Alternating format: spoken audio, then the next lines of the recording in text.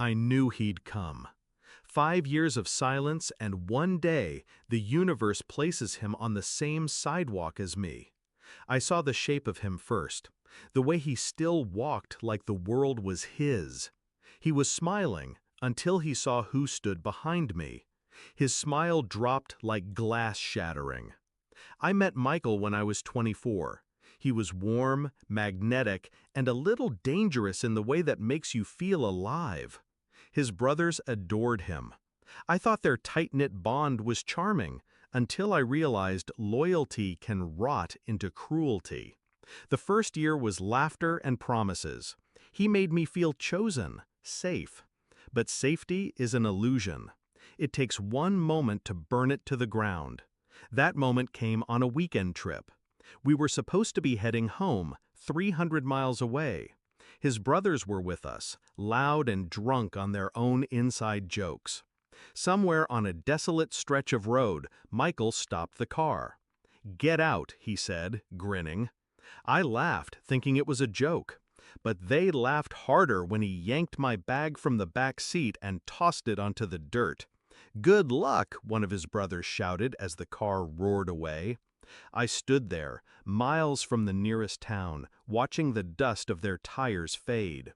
No phone, no ride, just the sound of my own breathing.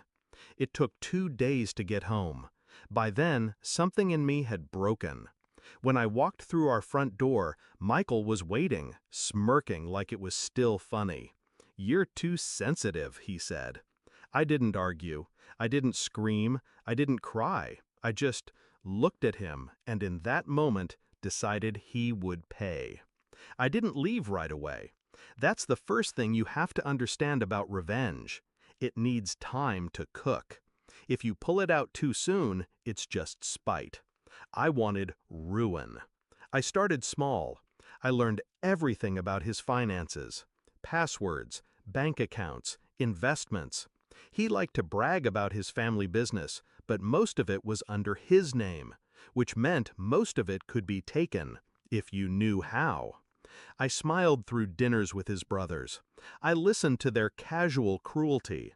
I remembered every word. And then, one night, I saw it. A message on his phone. Not from a woman, worse. From his brothers, laughing about how I was still around and how she'll never see it coming. They were planning another joke, one that involved my car, my job, my reputation. I didn't confront him. I started moving money, quietly, legally. Over the next 6 months, I drained his accounts into one I'd opened years earlier under my maiden name. Sold the car that was in my name and bought another in cash. Rented a small apartment in a city he'd never think to look. And then the final touch, proof. I gathered records of tax fraud, shady business deals, every dirty little thing his family was involved in. Packaged neatly, mailed anonymously to the right authorities. The night before I left, I made him dinner. I kissed him goodnight. And in the morning, while he was in the shower, I walked out the door and never looked back. The next year, his world collapsed. Frozen accounts, business seized, brothers scrambling. And me? I disappeared. Changed my number, my name, built a life on the ashes he gave me. 5 years passed. I didn't think about him much until today. I was leaving a cafe when I saw him. He looked older, thinner, the charm worn down to bone. But the swagger was still there, until his eyes found mine. He froze, and then, slowly, that smirk crept back. Like he thought I might have missed him. Like maybe we could talk.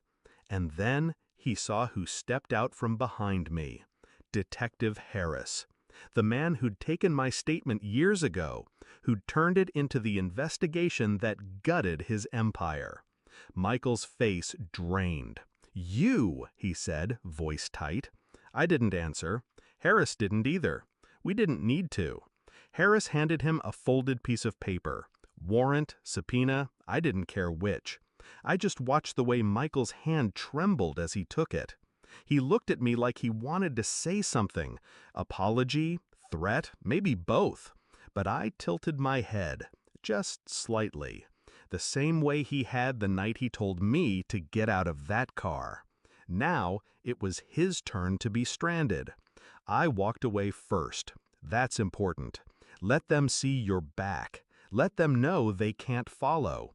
I didn't need to watch what happened next. I already knew. Because revenge isn't about the moment you win. It's about the years they spend knowing you did. And that's the part that never stops burning.